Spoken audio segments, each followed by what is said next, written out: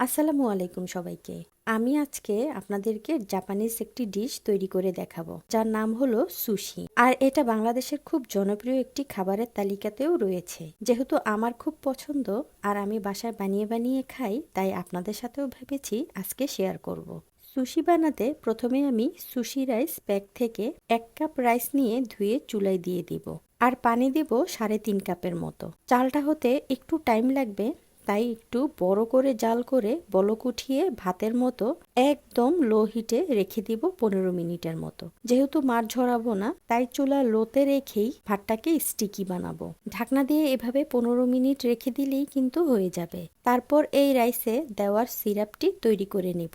Syrup তৈরি করতে লাগবে 2 চা চামচ চিনি, হাফ চা চামচ লবণ, আর ভিনেগার দিব 2 টেবিল চামচ, আর 1.5 টেবিল চামচের মতো পানি দিব।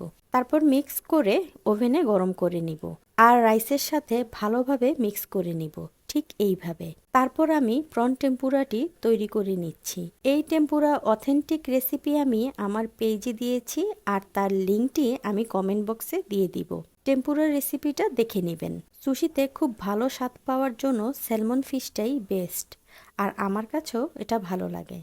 দামটা একটু চড়া, কিন্তু কি করার, শখের তো দাম 80 তোলা, তাই না? রেস্টুরেন্টে স্যালমনটা টর্চ করে সার্ভ করে, আর আমার কাছে টর্চ করার উপায় নেই, তাই আমি হালকা তেল ব্রাশ করে মাছটা সটে করে নিয়েছি।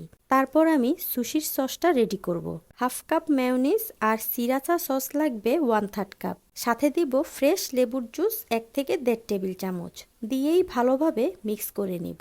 এই তো হয়ে গিয়েছে আমার সসটা। এবার ওয়াসাবি পাউডার প্যাক থেকে 2 টেবিল চামচ পাউডার নিয়ে নিব, সাথে সামান্য 1 চা চামচ পানি দিয়ে মিক্স করে নিব। ঠিক এমনটা হবে। এবার আমার সব রেডি। এবার চলে যাব সুশি রোল করতে। সুশি রোল করতে লাগবে আমার এমন একটি সুশি ম্যাট, আর তার উপর দিব নরি শিট। এই নরি শিটের উপর এইভাবে এক মুঠো স্টিকি ভাত নিয়ে আমি এইভাবে লাগিয়ে নিব, যেন পুরো নরি শিটের গায়ে একটা পাতলা ভাতের লেয়ারের মতো হয়। যেহেতু স্টিকি, ঝরে পড়ার কোনো চান্স নেই। আমি উল্টিয়ে অপর পিঠে টেম্পুরা সেট করব, ঠিক এইভাবে। আর ভেতরে টেম্পুরার লাম্পসগুলো ঠিক এইভাবে দিয়ে দিব, যেন কামড়ের সাথে বাহিরে ক্রিস্পি এবং ভিতরে জুসি থাকে। এবার সুশি ম্যাট দিয়ে হাফ রোল করে নিব, ঠিক এইভাবে। প্রথমবার অনেকেরই হবে না, কিন্তু 2-1 বার ট্রাই করার পর কিন্তু রোলটা পারফেক্ট হয়ে যাবে। তারপর পছন্দ মতো কেটে নিব, আর প্রতিটা রোলের পিসের উপরে স্যালমন ফিশের পিসগুলো এভাবে দিয়ে দিব। এবার ফিশের ওপর সস আর ক্রিস্পি লাম্পসগুলো এবং সামান্য পেঁয়াজকলি ছিটিয়ে সাথে ওয়াসাবি আর গরম সয়া সস দিয়ে পরিবেশন করব।